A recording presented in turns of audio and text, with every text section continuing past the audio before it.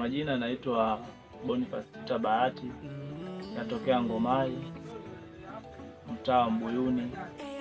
Mimi ni kweli nilikuwa kwenye shughuli za muziki wa Singeli, ila kwa sasa nimeacha na mtumikia Mungu. Kwenye muziki wa Singeli kuna changamoto zake, na kwenye muziki wa Mungu pia napo kuna changamoto zake. Kwa kuwa niliacha kitu kimoja kufuata kitu kingine, mimi nadhani Mungu atanitia nguvu na nitaimarika na nitakuwa sawa. Sababu unafanya uache muziki wa Singeli ni sababu leo nifanya niache muziki wa Singeli, kule nilikutana na changamoto ambayo ilikuwa ngumu sana kwangu.